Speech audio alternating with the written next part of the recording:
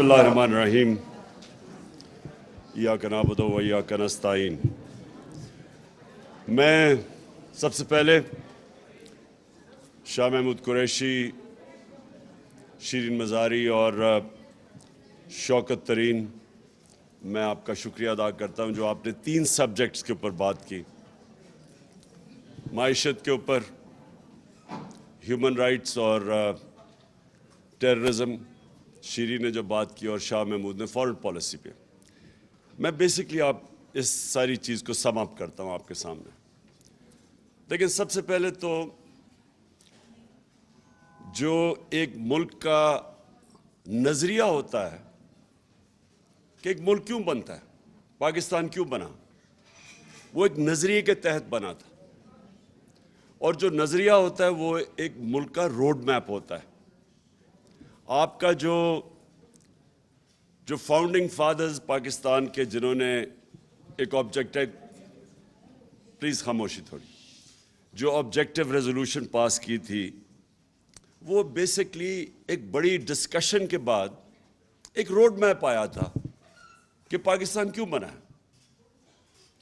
तो ये बड़ा इंपॉर्टेंट है अगर हम इन चीज़ों, इन सब्जेक्ट्स, और ये तीनों सब्जेक्ट्स कनेक्टेड हैं, ये जुड़े हुए हैं एक दूसरे के साथ, और ये जुड़े हुए हैं पाकिस्तान के नज़रिए के साथ।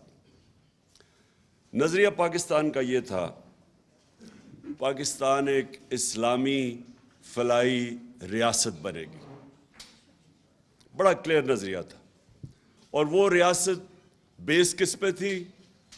अगर आप इल्लामा इकबाल का सारा जो कोशिश थी मुसलमानों को जगाने के लिए ग़ुलामी से, तो वो सारी रेफरेंस पॉइंट उनका था मदीना की रियासत में, क्योंकि वो अभी भी मुसलमान समझते हैं कि वो गोल्डन पीरियड था मुसलमानों का, जिधर जो प्रिंसिपल्स नबी सल्लल्लाहु अलैहि वसल्लम ने बेस किए थे, उन प्रिंसिपल्स के बेसिस पे वो कौम जिसकी कोई हैसियत नहीं थी, उसने दुनिया की इमामत की। और ये हिस्टोरिकल फैक्ट है, यानी ये एक ऐसी चीज़ है जो आप कहानियाँ नहीं कह सकते, मिथ्स नहीं कह सकते। जिस तरह ग्रीक मिथोलॉजी है, मिथ्स है, लेकिन ये हिस्टोरिकल फैक्ट है कि 622 और 632 के बीच में दुनिया की तारीख का सबसे बड़ा इनकलाब आ गया था। वो अनफॉर्चुनेटली हमारे मुल्क के अंदर कभी इसकी हमने अपनी यूनिवर्सिटीज़ में डिबेट नहीं की, हमने अपने बच्चों को नहीं बताया कि वो क्या चीज़ थी कि एकदम ट्रांसफॉर्म हो गए इंसान। लोग, हम जब मैं स्कूल में जब हमें पढ़ाया जाता था, तो हमें ये तासुर आता था कि वो जंगें मुसलमानों ने जीती, इसलिए वो एक दुनिया की अजीम कौम बन गए। तो जो ये 10 सालों के अंदर सिर्फ 12 से 1400 टोटल, 1200 से 1400 टोटल जो कैजुअल्टीज थी दोनों तरफ, ये टोटल ये थी 10 सालों में, जबकि वो सारा अरब उनके नीचे आ गया था। तो वो फिक्री इनकलाब था। It was a revolution of the minds. इंसान चेंज हो गए थे। और इसके ऊपर कभी इस मुल्क में, मैं सबसे महंगे स्कूल में पढ़ा हूं, मैं और शाह जी, हमें तो कभी किसी ने नहीं समझाया इस इनकलाब का, बल्कि अभी भी लोगों को नहीं पता। जो वो इनकलाब, इल्लामा इकबाल बार बार क्यों कहते थे, इल्लामा इकबाल की आप सारी शायरी देख लें, खुददारी, खुदी, वो जगा रहे थे लोगों को। क्योंकि जो गुलाम है, ये याद रखें, गुलाम की कभी परवाज ऊपर नहीं होती। गुलाम तो अच्छा गुलाम बन जाता है, कभी गुलाम वो अपना, जो अल्लाह ने हम सबको जब अपनी सबसे बड़ी मखलूक बनाया, सबसे अजीम अशरफुल मखलूकात, तो उन्होंने जब शैतान नहीं झुका तो उसको कहा गया कि तुम्हें नहीं पता मैंने इस पर कितना पोटेंशियल, कितनी पावर दी है इंसान में। तो हम सब में वो पावर है, लेकिन वो पावर हम तब डिस्कवर करते हैं जब हम अपनी गुलामी की जंजीरें तोड़ते हैं। एक सिर्फ आज़ाद इंसान की परवाज़ ऊपर होती है। तो मैं जब यूनिवर्सिटी गया इंग्लैंड में, और मैंने उनका सिस्टम देखा, और फिर मैं बड़ी देर प्रोफेशनल क्रिकेट खेलता था। आधा साल मेरा, कोई 15-20 साल उधर होते थे, आधे मैं पाकिस्तान देखता था। तो मैं कॉन्ट्रास्ट कर सकता था। مجھے بڑا موقع مل گیا دو معاشروں کو موازنہ کرنا. ڈفرنسز کیا ہے ہمارے, کیا ان کی طاقت ہے, کیا ہماری طاقت ہے, کیا ان کی کمزوریاں ہیں, ہماری کمزوریاں کیا ہے. یہ مجھے بڑا زبردست, آدھا مہینہ آدھا سال ادھر گزارتا تھا, آدھا سال پاکستان گزارتا تھا. تو مجھے دونوں جو سوسائٹیز تھی ان کو میں نے بڑی اندر سے دیکھا. اور میں شاید وہ پاکستانی تھا جس کو ایک برطانیہ کے انگلش اسٹیبلشمنٹ نے اپنایا, تو میں نے اندر سے ان کو دیکھا. تو دیکھیں, جو چیز ایک اگر معاشرے نے اوپر جانا ہے, اس کی پرواز اوپر جانی ہے, تو آزادی کے بغیر معاشرہ اوپر نہیں جا سکتا. اب وہ کیا چیزیں جو اب, اور اسی دوران میں نے پھر اسٹڈی کیا اپنی تاریخ. اسی دوران یہاں سے جب گیا نہیں مجھے پتا تھا, آہستہ آہستہ میں نے اپنا سارا اپنی تاریخ, اپنی دین, اس کو اسٹڈی کیا. تو میں نے ریئلائز کیا کہ جو اللہ کیوں ہمیں حکم دیتا ہے کہ ان کے راستے پہ چلو, ہماری بہتری کے لیے, کیونکہ وہ دنیا کی تاریخ کا سب سے سکسیسفل ماڈل تھا. کبھی بھی نہیں ہوا کہ اتنے تھوڑے وقت میں دو سپر پاورز گھٹنے ٹیک جائیں, ان لوگوں کی جن کی حیثیت ہی کوئی نہیں تھی, کوئی ٹیکنالوجیکل ایڈوانس نہیں تھا. مثلا منگولین, چنگیز خان کے منگولین بھی دنیا پہ چھا گئے تھے, لیکن ان کے پاس انہوں نے زبردست ایک وار مشین ڈیولپ کی تھی, ٹیکنالوجی تھی ان کی کمان تھی جو زیادہ دور مارتی تھی, اس کی وجہ سے وہ گئے تھے. یہاں تو ایک کتاب بھی ہے, دی عرب کانکویسٹ, وہ لکھتی ہے کہ یہ جب یہ نبی صلی اللہ علیہ وسلم دنیا کے پردہ کرنے کے بعد 30 سال میں وہ ساری دنیا پہ چھا گئے. کوئی نئی ٹیکنالوجی نہیں تھی, جو جنگیں ہوتی تھیں ان کے نمبر بھی کم ہوتے تھے, دوسرے زیادہ ہوتے تھے. اور وہ کیونکہ ایک انگریز لکھ رہا ہے, وہ فینومینا اسٹڈی کر رہا تھا کہ کیا چیز تھی, کہ کیا ان کی موٹیویشن تھی. تو میں مجھے جو افسوس ہوتا ہے کہ ہم نے کبھی اس چیز کو اپنے بچوں کو بتایا ہی نہیں. میں نے رحمۃ اللہ عالمین اتھارٹی بنائی اسکالرز کی, تاکہ ان کو کریکولم ڈیولپ کریں ہمارے اسکول کے بچوں کے لیے, تاکہ بچے یہ سمجھے فینومینا, ہم اپنے بچوں کو بتائیں. کیونکہ آج یاد رکھیں, آج جو موبائل فون کی وجہ سے جو آج ہمارے بچوں کو مشکلات اور کنفیوژن کا سامنا کرنا پڑا ہے, جس طرح کا مٹیریل موبائل فون پہ اب ہے, اگر آپ اپنے بچوں کو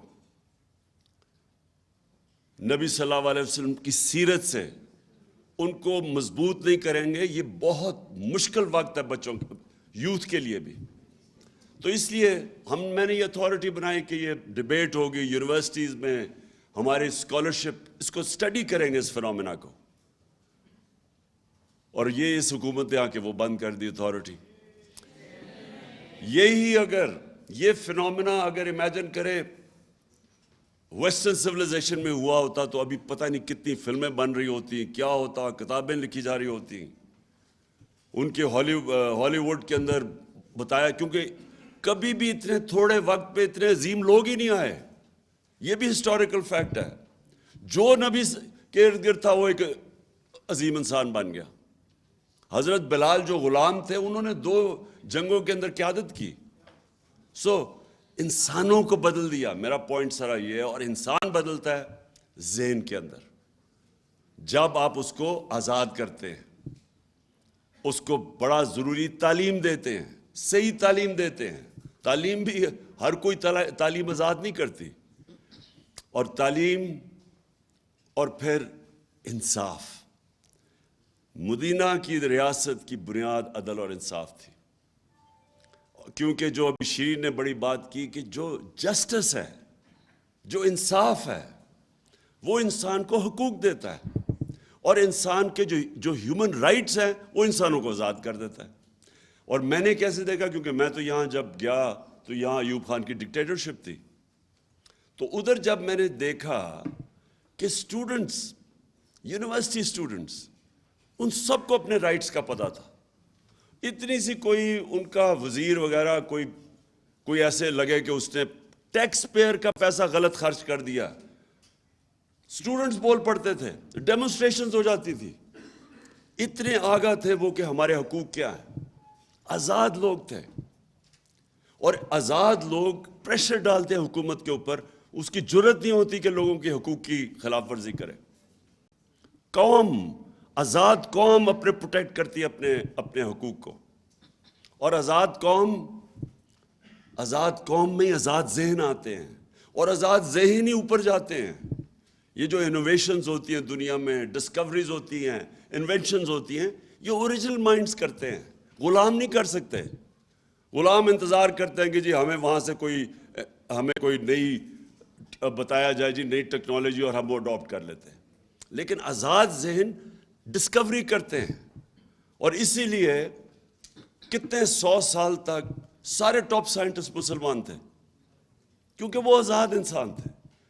آپ جب ان کے حقوق، جو کلچر ڈیولپ ہوا تھا مدینہ کی ریاست میں، آپ رائٹس کا یہ دیکھیں کہ آج بھی آپ تصور نہیں کر سکتے کہ یہودی شہری حضرت علی رضی اللہ تعالیٰ سے کیس جیت جاتا ہے جب وہ خلیفہ ہوتے ہیں. آپ تصور کریں کہ آج بھی آپ یہ تصور کر سکتے ہیں کہ مائنورٹی جا کے ایک ہیڈ آف اسٹیٹ سے کیس جیت سکتی ہے کورٹ آف لاء میں. تو انہوں نے سب سے زیادہ ایمفسس انصاف پہ دیا اور رائٹس پہ. عورتوں کو لبریٹ کیا، جو پہلی دفعہ عورتیں جو اصل لبریشن رائٹس دیے ان کو، انہیریٹنس، پراپرٹی رائٹس. آج بھی پاکستان کے اندر 80% عورتوں کو، بیچاریوں کو پراپرٹی رائٹس نہیں ملتے، حالانکہ ہم نے قانون پاس کیا کہ انفورس کرنے کے لیے پراپرٹی رائٹس. لیکن وہ تب دے دیے تھے، یورپ میں کوئی 100-150 سال پہلے آئے تھے. اور پھر غلاموں کو آزاد کیا. بیسکلی وہ انہوں نے آزاد کیا تھا انسانوں کو، انصاف دے کے، رائٹس دے کے. اور سیکنڈلی فلاحی ریاست، جو بھی شیرین بات کر رہی تھی. دیکھیں، ویلفیئر سٹیٹ کا کانسیپٹ پہلی دفعہ مدینہ کی ریاست میں آیا تھا. اور آج مجھے تکلیف ہوتی ہے، اور میں انگلینڈ میں نے پہلی دفعہ اپنی زندگی میں ایک ویلفیئر سٹیٹ دیکھی. پہلی دفعہ ہم نے دیکھا کہ ایک آدمی، غریب آدمی ہے، اس کو مفت تعلیم مل رہی ہے، کوالٹی، اس کے بچے کو. عدالت میں جاتا ہے تو لیگل ایڈ مل رہی ہے اس کو. بے روزگار ہوتا ہے تو اس کو ان امپلائمنٹ بینیفٹس مل رہے ہیں، پیسے مل رہے ہیں جب تک روزگار نہیں ملتا. ہسپتالوں میں جاتا ہے تو اس کو مفت علاج ملتا ہے. یہ میں نے پہلی دفعہ برطانیہ میں دیکھا تھا. تب سے میں نے فیصلہ کیا کہ ہمیں اللہ نے کبھی موقع دیا تو یہ تو ہماری مشن سٹیٹمنٹ ہے، اسلامی فلاحی ریاست. یہ تو پاکستان کی مشن سٹیٹمنٹ ہے.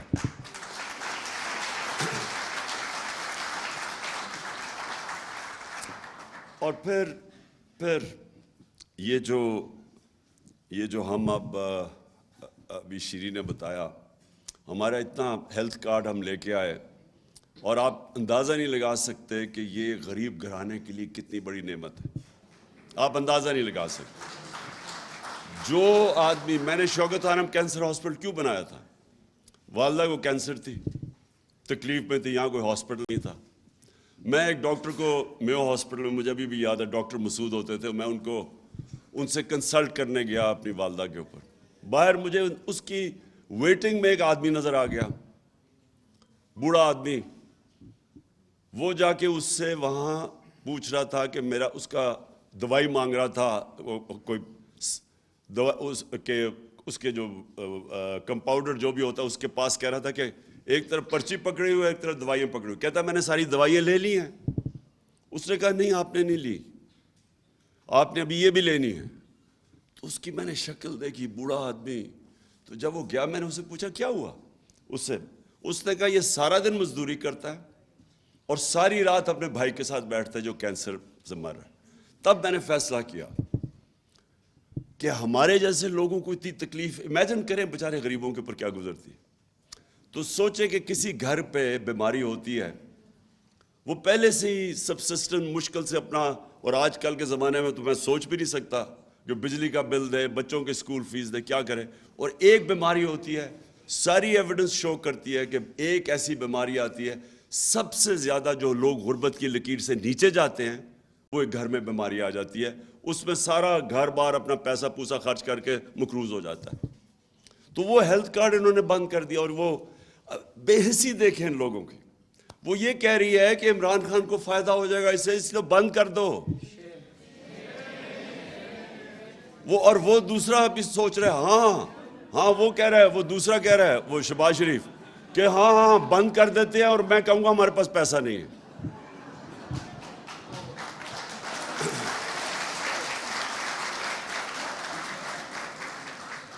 ہم نے فنڈامنٹل مسٹیک کیا کی؟ ہم نے یہ کیا, چلے ہم شروع میں ہمارے بڑے برے حالات تھے. جب پاکستان بنا تو یہاں کچھ بھی نہیں تھا, فیکٹری ساری ہندوستان میں رہ گئی تھی. ہمارے بڑے بتاتے ہیں کہ بڑے مشکل وقت تھا ہمارے لیے. پتہ نہیں 40 لاکھ ریفیوجیز تھے یا کتنے ریفیوجیز آئے ہوئے تھے, یا ملک کے پاس سٹرکچر نہیں تھا. بڑا لوگوں کا جذبہ بھی ہمیں بتاتے ہیں کہ کس طرح لوگوں نے کام کیا, مدد کی, کیسے ملک کو اٹھایا. لیکن ہندوستان سے خطرہ تھا, تو اس لیے ہم سیٹوں اور سینٹوں میں چلے گئے. امریکہ کے جو 2 بلاکس تھے کولڈ وار میں, ہم ادھر چلے گئے. چلے ٹھیک ہے, یہ ایکسیپٹ کر لیں کہ وہ ہم گئے, ہمیں ضرورت تھی, ہمارے پاس ہمارا 7 گنا بڑا نیبر تھا, اور وہ ہمیں خطرہ تھا اپنی ایگزسٹنس کا. اور پھر پاکستان نے ترقی بھی بڑی کی. 60s میں پرابلی پاکستان کا وہ واقعی ڈیکیڈ آف پروگریس تھا. بڑا ہماری بیوروکریسی انٹرنیشنل سٹینڈرڈ کی تھی. ہماری جو سول سروس تھی آؤٹ اسٹینڈنگ تھی تب, اور سول سروس اور اس نے اور جو اچیومنٹس ہیں ہماری آؤٹ اسٹینڈنگ. بلکہ یہ سارے علاقے کے اندر پاکستان کو مثال بنایا جاتا تھا 60s میں, جو ملک سب سے بہتر ڈیولپ کر رہا ہے. لیکن اس کے بعد کیا ہوا؟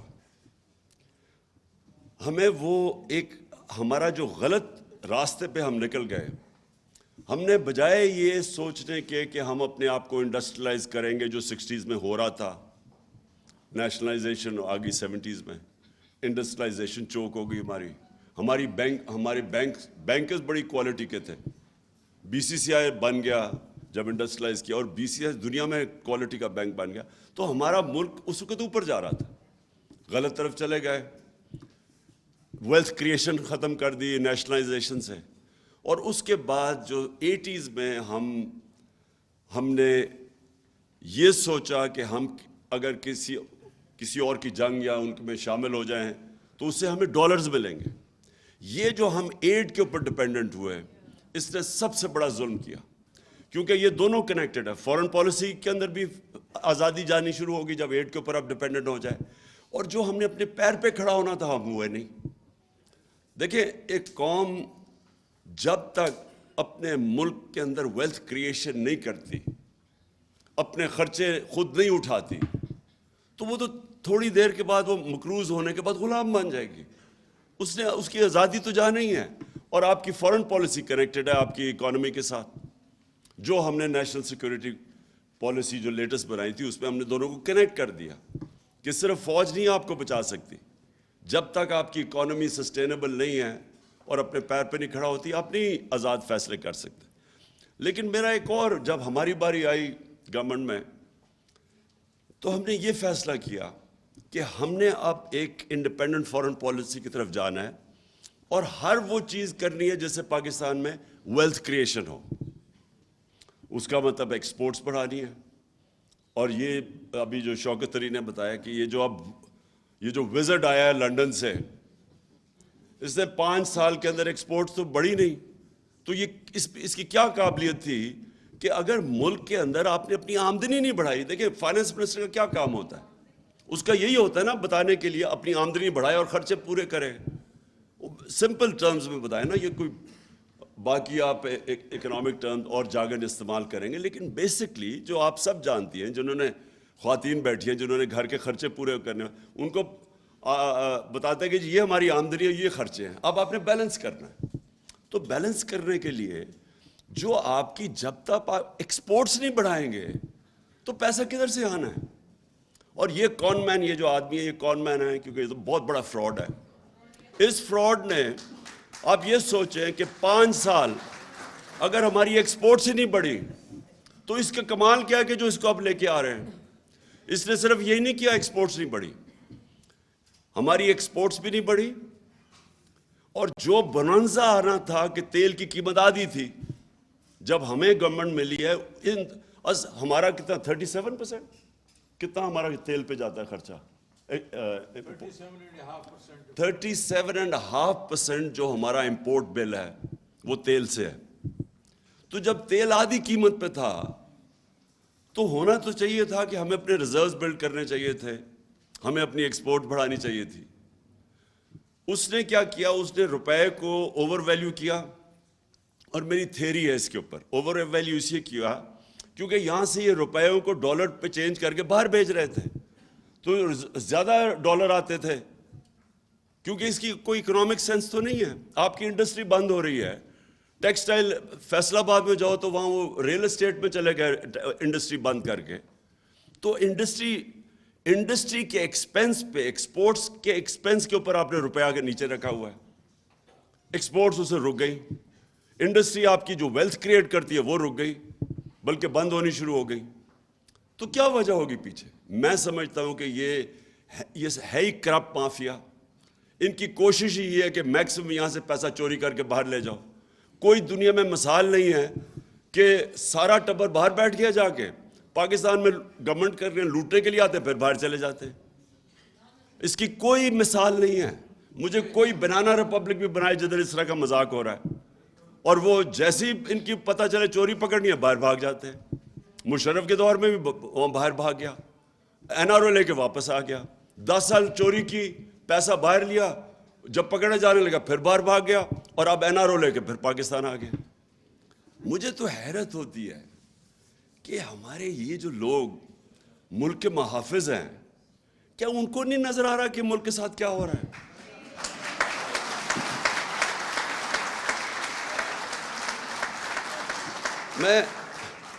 ہم نہیں چاہتے, میں اننیسری تنقید کسی کی نہیں کرنا چاہتا اپنے اداروں کو, لیکن مجھے یہ سمجھ نہیں آتی کہ کیا یہ اس کے لیے کوئی جینیس تو نہیں ہے؟ کیا سب کو نہیں نظر آ رہا کہ ملک کے ساتھ کیا ہو رہا ہے؟ کیا نظر نہیں آ رہا کہ یہ ملک کے ساتھ آپ ان لوگوں کو, جن لوگوں نے اس ملک, ان کے دور, ان دونوں خاندانوں کے دور میں بنگلہ دیش بھی آگے نکل گیا, ہندوستان آگے نکل گیا ہمارے سے. 80 کی دہائی میں جب کرکٹ کھیل کے ہندوستان سے آتا تھا پاکستان, تو لگتا تھا غریب ملک سے امیر ملک میں آ گیا ہوں. ہم ہمیشہ, ڈاکٹر عشرت حسین اپنی کتاب میں لکھتے ہیں کہ 90s تک پاکستان زیادہ تر اکنامک انڈیکیٹر سے ہندوستان سے آگے تھا, اور بنگلہ دیش کی تو کوئی بات ہی نہیں کرتا تھا. بنگلہ دیش بھی آگے نکل گیا جب سے یہ دو آئے ہیں. یہ اربوں پتی بن گئے, ملک کو مقروض کر گئے. اور کون سی مائنڈ ہے جو ان لوگوں کو واپس مسلط کر رہا ہے ہمارے پہ؟ یہ پاکستان کے خیر خواہ نہیں ہے جو بھی کر رہے ہیں, جو بھی یہ کر رہے ہیں. میں آپ کو بتاؤں کہ اس سے بڑی ملک کے خلاف غداری نہیں ہو سکتی.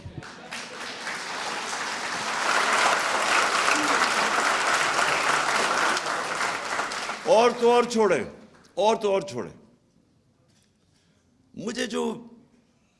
مجھے سمجھ نہیں آتی کہ کیا ہم ریئلائز نہیں کر رہے کہ ہم اپنے ملک کو, معاشی نقصان تو ایک طرف ہے, ہم اس ملک کی اخلاقیات کس طرح تباہ کر رہے ہیں.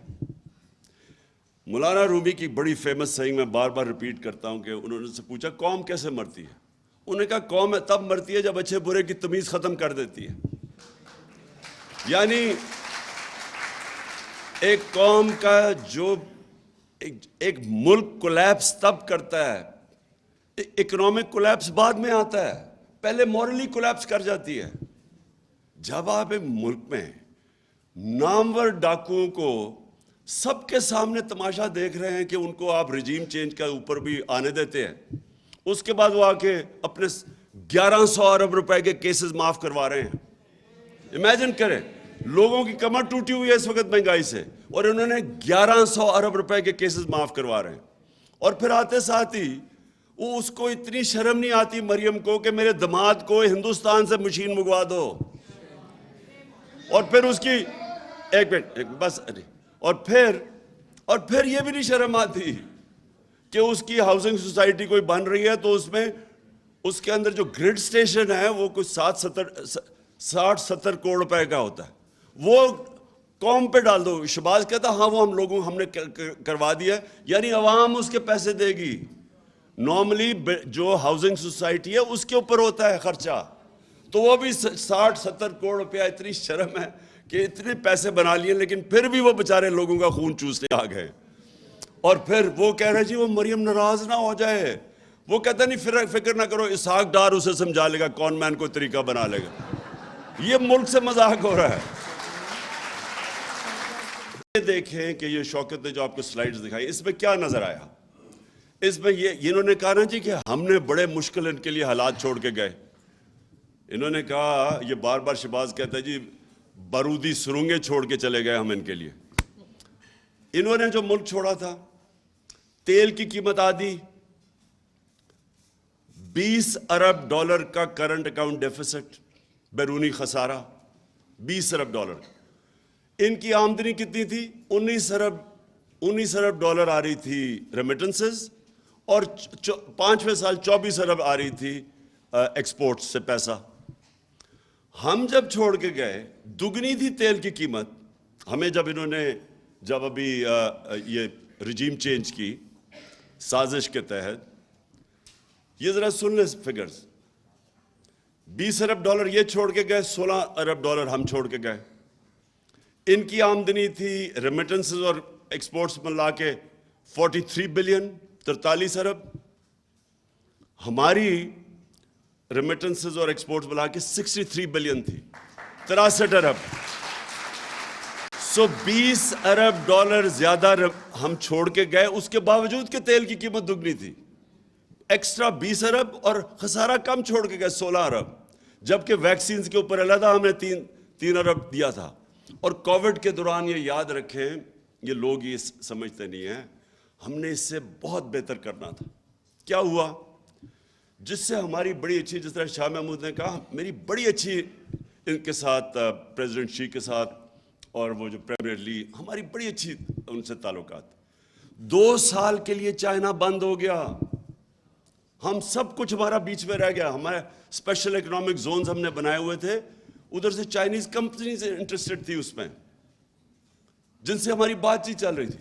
2 साल चाइना बिल्कुल बंद हो गया, हमें उधर से हमें नुकसान हुआ।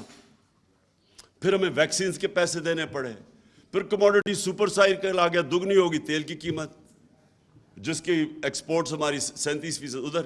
तो उसके बावजूद कम डेफिसिट छोड़ के गए, 4 अरब कम डेफिसिट छोड़ के गए, और आमदनी 20 अरब डॉलर ज्यादा छोड़ के गए। और उधर ये उसको इन्होंने, अभी जो आपने फिगर्स देखे कि मुल्क का जरा हाल देखिए आज किधर पहुंचा दिया, कि आज 5 महीने में कोई दुश्मन भी नहीं कर सकता था जो इन्होंने पाकिस्तान से किया है। 45 या 47% इन्फ्लेशन, महंगाई, सेंसिटिव प्राइस इंडेक्स 47% पे है।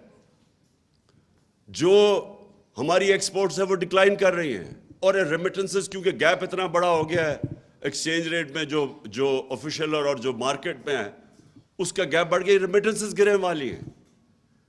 तो ये मुल्क को आप किधर धकेल रहे हैं? वो शहबाज शरीफ जाके अगर उसकी अगर आप वो इंटरव्यू देख लेना, वो जो उसने वो ब्लूमबर्ग वाली औरत को दिया है, मैंने इससे ज्यादा है आपके पास? ये एक मिनट, फिर से शुरू से, एक मिनट पहले शुरू से लगा। मैं सिर्फ ये कह रहा हूं, ये जरा गौर से देखें कि ये पाकिस्तान का प्राइम मिनिस्टर, अच्छा चले ये बाइडन के सामने नहीं है, ये बेचारी एंकर है, जरा वो उसे देखें कि उसको तर्स दिला रहा है कि मैं मारा गया, लुट गया, मारा गया, मुझे बता दो है नहीं है?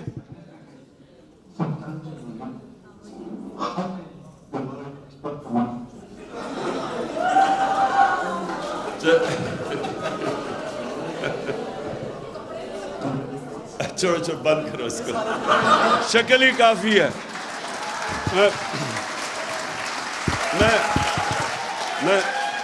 मैं अब इसकी सिर्फ शक्ल देख ले, मारे गए, हम लुट गए, खुदा के वास्ते हमारी मदद करो, पैसे दे दो नहीं तो पाकिस्तानी तबाह हो जाएगा, हमारा मुल्क बिखर जाएगा। लिटरली इसने उस बेचारे, वो एंकर है, وہ جو بائیڈن نہیں بیٹھا ہوا جس سے کہہ کے جی ہمیں پیسے دے دو، وہ اینکر بیچاری گھبرائی ہوئی بیٹھی، کہتا اپنی چینل سے لوگوں کو بتاؤ کہ ہمارا کتنا برا حالات ہے۔ اینی وے، اچھا جی، اینی وے، آخر میں آپ کو فورن پالیسی کا یہ کہنا چاہتا ہوں۔ دیکھیں، جب یہ قوم ارادہ کرتی ہے، یہ قوم جب ارادہ کر لیتی ہے کہ ہم نے اپنے پیر پہ کھڑا ہونا ہے، آپ 22 کروڑ پاکستانی ہیں، میں آپ کو یقین دلاتا ہوں کہ یہ قوم، اللہ نے اتنی یہاں نعمتیں دی ہیں۔ ہم ایک تو چائنا سے ہم بڑا نقصان ہوا ہمیں وہ 2 سال، کہ چائنا بند ہو گیا، ہم انویسٹمنٹ نہیں آ سکی، نہیں تو ہمیں کرنٹ اکاؤنٹ بھی نہیں ہونا تھا، کیونکہ ہمارے پاس انویسٹمنٹ آ جانی تھی کہ کرنٹ اکاؤنٹ نہیں ہونا تھا۔ دوسرا، آپ کو پتہ ہے کہ ہم نے جا کے لابی کیا، کونڈا ناسٹ جو ایک ٹاپ انٹرنیشنل میگزین ہے، اس نے کہا پاکستان از دا نیکسٹ ہالیڈے ڈیسٹینیشن، کہ وہ ملک جس کے پاس سب سے زیادہ جو چھپی ہوئی ہے، ہڈن پیراڈائز ہے پاکستان ٹورزم کے لیے۔ انفارچونیٹلی 2 سال کووڈ کی وجہ سے ٹورزم ساری دنیا میں ختم ہو گئی۔ کہنے کا مقصد یہ ہے کہ ہمارے ملک میں اللہ نے ہر کچھ دیا ہے، لیکن جب تک ایک قوم یہ نہ فیصلہ کرے کہ ہم نے اپنے پیر پہ کھڑا ہونا ہے، اس کو اپنی طاقت کا ہی نہیں پتہ چل سکتا۔ آج آپ ایکسپیریمنٹ کر لیں، 1 منٹ، آپ ایک ایکسپیریمنٹ کر لیں۔ اللہ نے انسان کو بنایا ایسے، جب اس نے کہا نا کہ سب سے عظیم مخلوق ہے میری، تو اس کی کئی کنڈیشنز ہیں ادھر پہنچنے کے لیے۔ ایک چیز اس نے کہ انسان اس نے بنایا ایسا ہے کہ اگر آج میں سوٹی پکڑ کے چلنا شروع کر دوں، میری ٹانگیں کمزور ہو جائیں گی۔ میں اگر اب بستر میں لیٹ جاؤں، میں سارا میرا جسم ہی کمزور ہو جائے گا۔ یہ اللہ نے بنایا۔ آپ ریزسٹنس دیں گے، آپ بھاری ویٹ اٹھائیں گے، آپ تکڑے ہو جائیں گے۔ سب سے بڑا پاور ہاؤس آپ کا ذہن ہے۔ جب ایک انسان فیصلہ کر لیتا ہے نا کہ میں نے یہ کرنا ہے، دنیا کی تاریخ جو لوگوں نے بڑے بڑے کام کیے ہیں، وہ پہلے مینٹلی فیصلہ کرتے ہیں، پھر وہ ایک ہی پلان بناتے ہیں، پلان اے، کوئی ان کا پلان بی نہیں ہوتا۔ میں ادھر تک پہنچنا ہے، چاہے میری جان چلی جائے۔ اس میں اللہ نے ہمیں اتنی طاقت دی ہے کہ وہ خود ہی انسان کی طاقت نکلنی ہے، اس کو اپنی طاقت ڈسکور کرتا ہے۔ وہ جب ایک قوم یہ فیصلہ کرے، اور جی دیکھیں عمران خان نے وہ دیکھیں کیا کہہ دیا، وہ روس چلا گیا جی، امریکہ ناراض ہو گیا۔ اچھا جی، اس نے نریندر مودی کو کہہ دیا کہ وہ ہٹلر سے انسپائرڈ ہے، دیکھیں انڈیا کو ناراض کر دیا۔ وہ کشمیریوں کے لیے کھڑا ہو گیا، دیکھیں جی وہ کیا کر دیا۔ یہ کیا کہتے پھر رہے ہیں، وہ جی ہمیں آئسولیٹ کر دیا۔ ان کا مطلب یہ ہے کہ آئسولیٹ نہ کیسے ہوتا ہے، ان کے جوتے پالش کرنے شروع کر دو، ان کے پیروں میں گر جاؤ۔ ان کا مطلب یہ ہے کہ لوگ اس کو اچھی فورن پالیسی کہتے ہیں۔ یہ فورن پالیسی تو آپ 50 سال سے کر رہے ہیں، تو اب تک تو پاکستان کو سپر پاور بن جانا چاہیے تھا لوگوں کی جوتے پالش کر کے۔ کیا کیا ہم نے نہیں کیا اس ملک میں؟ مجھے یہ بتائیں، کبھی سنا کسی قوم نے جا کے اپنے کسی اور کی جنگ میں 80,000 اپنے لوگ قربان کر دیے؟ کوئی دنیا میں اس کی مثال ہے؟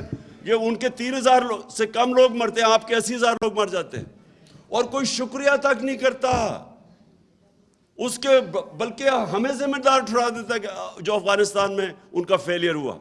اور میں جب یہ کہتا ہوں کہ پاکستان نے تو تمہارے لیے قربانیاں دی ہیں، وہ ہمیں ذمہ دار ٹھہرا رہے تھے کہ جی دیکھیں طالبان کو پاکستان بیک کر لیا تھا اس لیے وہ ہار گئے، اور مجھے آگے سے کہہ رہے جی یہ نہ کہو وہ امریکی ناراض ہو جائیں گے۔ میں صرف آپ کو یہ چیزیں اس لیے بتا رہا ہوں کہ اگر اس طرح کی ہم اپنے آپ کو ذلیل کر کے سمجھتے ہیں کہ پاکستان کوئی پیر پہ کھڑا ہو جائے گا، غلط فہمی میں نہ رہے۔ ہم نے ایمل کانسی کو پکڑا دیا، اس کے وکیل نے جا کے وہاں عدالت میں کہا جی جب انہوں نے اس سے جج نے پوچھا کہ یہ تو قانونی کارروائی نہیں ہوئی، اس کو اب ڈٹ کر کے لے گئے ہیں، تو کیسے ہو گیا یہ؟ اس نے آگے سے کہا جی پاکستانی اپنی والدہ بھی بیچ دیں پیسے کے پیچھے، ڈالروں کے پیچھے۔ تو ہماری وجہ سے ہم نے ذلت کمائی، ہم نے اپنے آپ کو ذلیل کیا۔ اس کو دوسرے کو، ایک رمزی یوسف، اس کو پکڑا دیا۔ ریمنڈ ڈیوس نے دن دہاڑے آ کے 2 پاکستانیوں کو قتل کر دیا، وہ چپ کر کے اس کو واپس بھیج دیا۔ کسی نے نہیں دیکھا کہ آپ امریکہ میں کر کے دکھائیں نا کسی اور جگہ پہ. پھر 400 ڈرون اٹیک کر دیے. کبھی ہوا ہی نہیں کہ دنیا کی تاریخ میں کہ آپ ان کی جنگ لڑ رہے ہیں وہ آپ کے اوپر ہی ڈرون اٹیک کر رہے ہیں. اس کی کوئی مثال نہیں ہے. اور جو فیصلہ کریں, جس کو جو ماریں کہیں جی یہ دہشت گرد ہے, کوئی ہم تحقیق کریں ڈر کے مارے کہ جی وہ ناراض نہ ہو جائے. اور اس سے اگر ہم نے یہ جوتے پالش کیے اتنی شیملیسلی اپنے آپ کو ذلیل کر کے, کیا اس سے کوئی فائدہ ہوا پاکستان کو؟ آج گرے ہوئے پیروں میں. آج جا کے نیو یارک میں بیکاریوں کی طرح بھیک مانگ رہے ہیں کہ جی ہمیں کوئی بچا لے, فلڈ آ گیا جی, یہ آ گیا, کسی طرح کوئی پیسہ دے دے. اس طرح کبھی قوم نہیں بنتی, کبھی آج تک دنیا کی تاریخ میں قوم نہیں بنی. میں بار بار مدینہ کی ریاست کی اس لیے مثال دیتا ہوں, وہ پہلے دن مدینہ کی ریاست ہی بن گئی تھی. انہوں نے جدوجہد کی تھی, انہوں نے مل کے, کمیونٹی نے 2 جنگوں کے اندر, جنگ احد اور خندق کے اندر, تو امہ کو خطرہ تھا کہ وہ بچیں گے بھی یا نہیں. فاقے کیے انہوں نے جب انہوں نے سیج کی ہوئی تھی مدینہ کی. نبی صلی اللہ علیہ وسلم نے 2 پتھر پیٹ پہ باندھ کے کام کر رہے تھے, وہاں قربانیاں دے رہے تھے. قومیں قربانیاں دے کے بنتی ہیں. بیکاریوں کی طرح بھیک مانگ کے جوتے پالش کر کے کوئی قوم نہیں بنی آج تک. اور آپ کی فورن پالیسی ریفلیکٹ کرتی ہے. ہم نے جو کوشش کی شاہ محمود, ہم نے ایک خوددار فورن پالیسی بنانے کی کوشش کی. ہم نے ان کو بتایا, اور بائی دی وے امریکنوں نے بار بار سگنلز دیے کہ جی یہ تو بدل گیا پاکستان. انہوں نے ہمیں میسیجز دی کہ جی یہ تو it's not business as usual. اور وہ, میں آپ کو یہ بھی بتاؤں, میں ویسٹرن مائنڈ سب سے بہتر سمجھتا ہوں. وہ آپ کی عزت کرتے ہیں جب آپ اپنے نیشنل انٹرسٹ کے لیے کھڑے ہوتے ہیں. میں جب صدر پوٹن کے ساتھ بیٹھا 3.5 گھنٹے, میری بڑی لمبی بات ہوئی, بڑی باتیں ہوئی. میں اس سے یہ بھی اینڈ میں پوچھا, میں نے کہا مجھے بتاؤ باقی جو ورلڈ لیڈرز تھے, جو کیونکہ یہ تو بہت سب کو ملا ہوا ہے 20 سال سے, تو میں اس کے ویوز پوچھا. میں نے کہا فلانا کا بتاؤ, اس کا بتاؤ, اس کا بتاؤ, کیونکہ 3.5 گھنٹے ہو گئے تھے اور بھی بات کرنی تھی میں. تو میں نے اس سے پوچھا اردوغان کا. اب یہ سنے ذرا. اس نے کہا اردوغان کا کہ دیکھیں یہ کئی دفعہ میں اسے, یہ ہماری پالیسیز میں کلیش ہوتے ہیں, یہ میری پالیسی مانتا نہیں ہے, لیکن میں اس کی عزت کرتا ہوں. کیوں؟ کیونکہ یہ اپنے ملک کے انٹرسٹ کے لیے کھڑا ہے.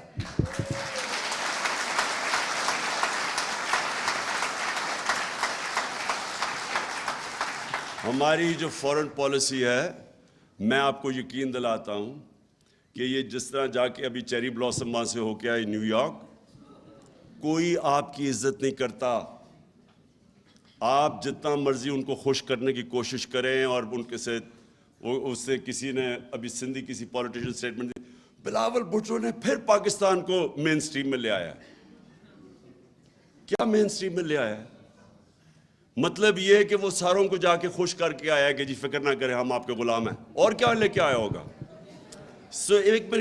ایک چیز میں یہ کہنا کہ کیا کوشش کر رہا ہوں, دیکھیں جب آپ اپنے نیشنل انٹرسٹ کے لیے کھڑے ہوتے ہیں, دوسرے سمجھ جاتے ہیں, ان کو پتہ ہوتا ہے کہ اپنے نیشنل انٹرسٹ کے لیے کھڑے. اگر ہم روس گئے, امریکہ ناراض ہو گیا, مجھے تو موقع ہی نہیں ملا کیونکہ انہوں نے آتے ساتھ ہی سازش تو جیسی واپس آیا تو گیم چلا دی تھی انہوں نے. لیکن مجھے پتا ہے کہ میں ان کو کنونس کر سکتا تھا کیونکہ یہ میرا نیشنل انٹرسٹ ہے. میرے برطانیہ کا مجھے ملا آدمی آ کے, اس نے کہا جی بڑے لوگ ناراض ہیں, بلکہ وہ اینکر نے بھی مجھے کہا کہ بڑے لوگ ناراض ہیں جی, آپ اس وقت چلے گئے جب وہ روس ادھر اٹیک کرنے جا رہا تھا یوکرین میں. میں نے اس سے کہا مجھے 22 کروڑ لوگوں نے الیکٹ کس لیے کیا ہے؟ اس لیے نہیں کہ میں دنیا کی جا کے باتیں کروں گی جی اس نے کیا کر دیا تو فلانا کیا کر دیا. میں نے کہا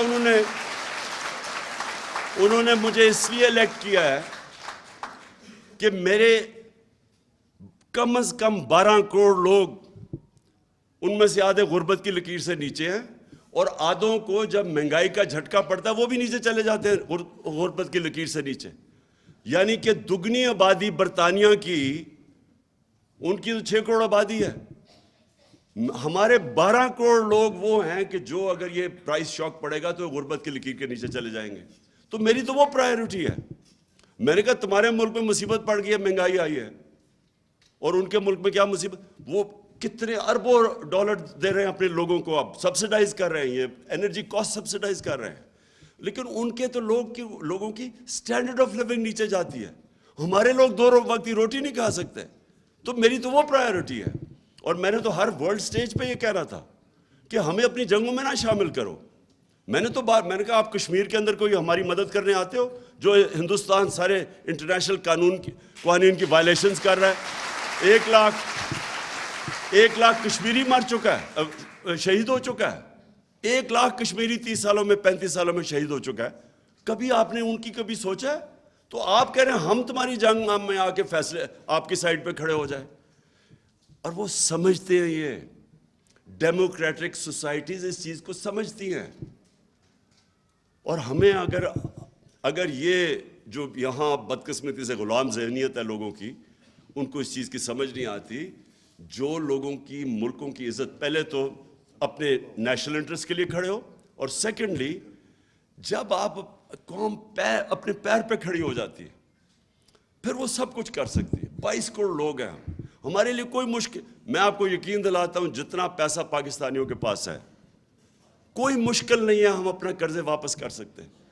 لیکن قوم بننا سب سے پہلے، اپنے پیر پہ کھڑا ہونا، اس کے بعد خوددار قوم بننا، پہلے اپنی عزت کروانا، پھر دنیا عزت کرے گی. جو قوم اپنی عزت نہیں کرتی کوئی اس کی عزت نہیں کرتا. اور میں آخر میں شیرین ایک ختم کرتا ہوں. دیکھیں یہ جو پاکستان میں ہوا نا، ابھی پاکستان میں، باہر چلے جاؤ نا، باہر جا کے باتیں کرو. پاکستان میں کیا ہوا؟ ایک فیصلہ ہوا رجیم چینج کا، چلیں جی چینج ہو گئی رجیم. لیکن جو اس سے برا فیصلہ ہوا کہ ایجنسیز ہمیں دشمن سمجھنے شروع ہو گئے کہ ہم کوئی پاکستان کے دشمن آ گئے. مجھے اس کی ابھی تک حیرت ہوتی ہے کہ جس طرح کے جرنلسٹ کو انہوں نے، جن کے پیچھے گئے، اور جو آج ارشد شریف جیسا، صابر شاکر ملک چھوڑ کے چلے گئے، عارف حمید بھٹی اس نے چینل سے اس کو چینل چھڑوا دیے، یعنی سمیع ابراہیم، یا وہ ایاز امیر، جمیل فاروقی، اب یہ جو لوگ ہیں، عمران ریاض، اب یہ سوچے کہ لوگ ان کو جانتے ہیں. یہ تو وہ لوگ ہیں جنہوں نے کبھی لفافے نہیں لیے. جنہوں نے لفافے لیے وہ تو نظر آ رہے ہیں آپ کو. جو جرنلسٹ پاکستان کے اندر جن کی کریڈیبلٹی اور ان کی ریڈرشپ ہے یا ان کی ویورشپ ہے، ان لوگوں کو دشمنوں کی طرح ٹریٹ کر رہے ہیں، جس طرح کہ یہ کوئی انڈین ایجنٹ آ گئے یہاں. اور وہ لوگ جو پیسے لینے والے، جو ضمیر بیچنے والے، وہ میڈیا ہاؤسز. دیکھیں میڈیا ہاؤسز، یہ بہت بڑی مت ہے کہ جی ہم یہ جو میڈیا ہاؤسز ہیں یہ فریڈم آف ایکسپریشن میں بلیو کرتے ہیں. لی کوان یو، جو سنگاپور کا بڑا اسٹیٹسمن تھا جس نے سنگاپور کو بدل دیا بالکل، میں نے اس کی کتاب پڑھی، اس نے بڑی انٹرسٹنگ بات کی، بڑی پہلے کتاب پڑھی. اس نے کہا میں نے جب اقتدار میں آیا تو میں نے ریئلائز کیا کہ یہ جو فریڈم آف میڈیا ہے اور فریڈم آف ایکسپریشن ہے، یہ میں نے ریئلائز کیا کہ یہ فریڈم آف، یہ جو میڈیا ہاؤسز کے اونرز ہیں وہ فریڈم آف ایکسپریشن نہیں پروٹیکٹ کر رہے، وہ اپنے بزنس انٹرسٹ پروٹیکٹ کرنے کے لیے میڈیا کو استعمال کر رہے ہیں. یہ لی کوان یو نے تب لکھا، تو پھر انہوں نے پابندی لگائی. اب ہمارے بھی یہاں دیکھ لیں، ایک قبضہ گروپ ہے، اس نے ٹی وی چینل لے لی ہے، اس کی زمین خالی کروائی جا رہی ہے، جو قبضہ کیا وہ اسے چینل استعمال کرتے. یہ دنیا میں کدھر ہوتا ہے؟ یعنی یہ فریڈم آف ایکسپریشن تو نہیں ہے، یہ تو مافیاز بن گئے ہیں. اور آج دیکھ لیں کہ قوم کدھر کھڑی ہے.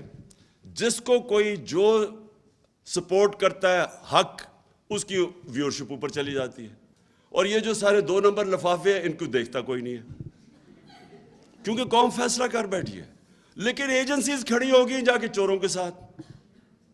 اب اس سے زیادہ بری کہ شہباز گل سے جو کیا ہے, یعنی وہ کوئی کرمنل تھا, وہ کوئی جاسوس تھا, وہ کوئی دہشت گرد تھا. ایک یونیورسٹی پروفیسر کو جنہوں نے ننگا کر کے اس سے جو تشدد کیا ہے, یہ کون سے معاشرے میں ہوتا ہے کہ کوئی. اور پھر جرنلسٹ کے علاوہ ہمارے وہ سوشل میڈیا کے لوگ, کوئی ان کو اٹھا لیتا ہے, کوئی ان کو پکڑ لیتا ہے, کوئی دھمکاتا ہے. ارسلان ہمارا جو سوشل میڈیا میں ہوتے تھے ہیڈ جو تھے, اس کے گھر 15-20 لوگ گھس گئے, ان کو ساروں کو دھمکیاں دیں. اس کے ایک ہی بیچارہ, وہاں عورتیں تھیں, ساروں کو ڈرایا. ایک بیچارہ نوجوان تھا, اس کو بری طرح مارا انہوں نے. سیف اللہ نیازی اس کے گھر گھس گئے. یعنی یہ کدھر ہو رہا ہے؟ کوئی ہم دشمن ملک سے آ گئے ہیں ہر جگہ. اچھا پھر ٹیلی فون پہنچ جاتے ہیں. کوئی ایک آیا مجھے, اس نے کوئی یونیورسٹی میں انوائٹ کرنا تھا, پرائیویٹ یونیورسٹی تھی, وہ میرے ابھی گھر سے باہر ہی نکلا, اس کو دھمکی آ گئی کہ اگر تم نے عمران خان کو بلایا تو پھر یہ ہو جائے گا, وہ ہو جائے گا. یعنی یہ کون سے ملک میں یہ مذاق ہوتا ہے؟ اور یہ اچھا, اور میں اس لیے اپنی قوم کو کہتا ہوں کہ یہ وقت ہے ان کے خلاف کھڑا ہونا. یہ جو نامعلوم کال سے آ کے ڈرانا دھمکانا ہے, اس کو واپس ڈرائے ہوئے.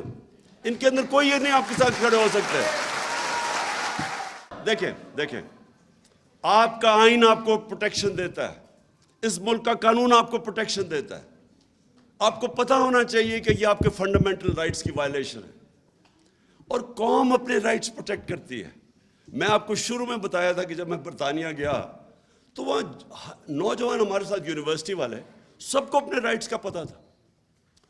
کبھی کسی نے بتیری شام کو جلائی ہوئی اور پولیس والے نے روک دیا رات کو یونیورسٹی میں, تو میں دیکھا وہ ایسے کھڑے ہو کے آگے بولتے تھے کہ واہ. اور آزاد لوگ تھے, آزاد قوم تھی, اس لیے اس کو پتا تھا غلاموں کے رائٹس نہیں ہوتے, اور آپ نے اپنے رائٹس کے لیے قوم نے کھڑا ہونا ہے. یہ نامعلوم نمبر سے جو نانسنس ہے, آپ کو ان کے ساتھ بات کرنی پڑے گی کہ تم ہو کون, تم ہمارے ٹیکس کے پیسے کے اوپر تنخواہ پہ چل رہے ہو. تمہیں کس نے رائٹ دیا ہے کہ ایک ملک کے شہری, جو ہم ہیں اس قوم کے شہری, ہم ٹیکس دیتے ہیں, ہمارا ڈیموکریٹک رائٹ ہے, میرا آئین رائٹ دیتا ہے مجھے. تم ہو کون؟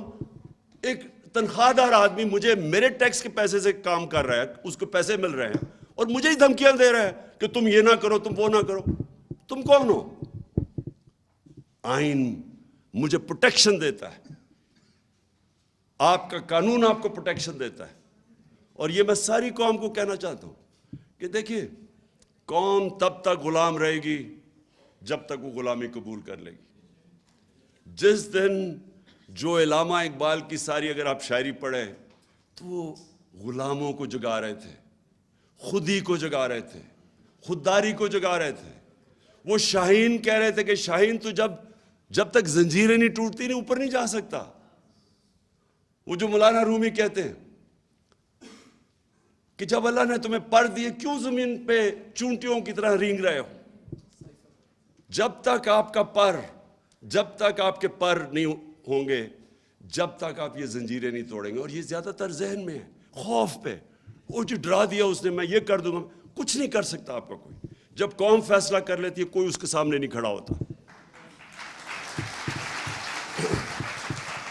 اور آج آخر میں تو بڑا خوش ہوا ہوں کہ شہباز شریف کے آفس سے پتہ چلا ہے کہ جناب اس نے عمران خان اور اعظم خان کا کانورسیشن اس نے ٹیپ آج ریلیز کر دی ہے. پہلے تو آپ کو پتہ ہونا چاہیے یہ آفیشیل سیکرٹ ایکٹس کے خلاف ہے. میں سوچ رہا ہوں کہ اس کے اوپر اس چیز میں اس کو عدالت میں لے کے جاؤں, یا وہ 16 ارب کے کیسز جو اس نے 4 آدمی تو مر چکے ہیں نا, مقصود چپڑاسی بھی مر چکا ہے, 3 اور جو گواہ ہیں وہ بھی مار دیے ہیں, ایک وہ جو ڈاکٹر رضوان ہے وہ بھی بیچارہ انویسٹیگیٹر وہ بھی. تو ہمیں تو سمجھ نہیں آتی شروع کدھر سے کریں. ان کے اوپر اتنی کتابیں ان کی چوریوں اور جرموں پہ. لیکن میں یہ کہتا ہوں کہ اچھا چلو, اچھا ہی ہے کہ تم نے سائفر کو لے ہی آئے ہو, اب پبلک کر دو سائفر, قوم کے سامنے لے آؤ. قوم کے سامنے لے آؤ کہ ایک امریکی under secretary of state Donald Lu ایک پاکستان کے ایمبیسڈر کو کیا زبان استعمال کر رہا ہے، کس تکبر سے کہہ رہا ہے کہ اگر تم نے اپنے پرائم منسٹر کو عدم اعتماد کی اس میں نہ تم نے اس کو ہٹایا تو پاکستان کے اوپر بڑے کانسیکوینسز ہوں گے، اور اگر تم نے ہٹا کے اس کو چیری بلاسم کو لیا تو معاف کر دیا جائے گا پاکستان کو۔ یہ سائبر میں یہ لکھا ہوا ہے، چیری بلاسم میں نے خود ایڈ کر دیا ہے، مطلب تو یہی ہے نا اس کا کہ عمران خان کو ہٹا کے تو یہ پہلے سے اچکن سلوا کے بڑی دیر کی انتظار کر رہا تھا یہ تو یہ میں آج چاہتا ہوں کہ یہ آپ سائفر کو پبلک کے اندر لے آئیں۔ جو ڈونلڈ لو نے باتیں کی تھی ہمارے اسد مجید کے ساتھ، ہمارے ایمبیسڈر کے ساتھ، وہ ساری قوم کو اب پتہ چلنا چاہیے کہ وہ کس طرح پاکستان کو دیکھتے تھے، کہ ہمیں کس طرح وہ دیکھ رہے ہیں جیسے کہ ہم ان کے کوئی غلام ہیں۔ میں آخر میں پھر آپ سب کا شکریہ ادا کرتا ہوں۔ میں پھر سے کہتا ہوں کہ یہ پاکستان کی تاریخ میں ایک فیصلہ کن وقت ہے، یہ فیصلہ کن وقت ہے۔ میں نے فیصلہ کیا کہ میں نے کبھی ان چوروں کو قبول نہیں کرنا، کبھی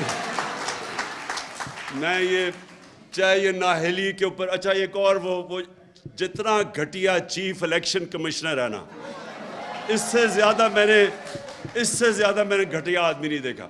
آپ یہ سوچیں کہ یہ حکم لے رہا ہے، کس سے حکم لے رہا ہے؟ بگوڑا، جھوٹا، کرپٹ اور نہیں نااہل نہیں، سزا یافتہ ایک چور سے آرڈرز لے رہا ہے کہ جناب کس دن ہمارے وہ ریزگنیشن ایکسیپٹ کرنے ہیں۔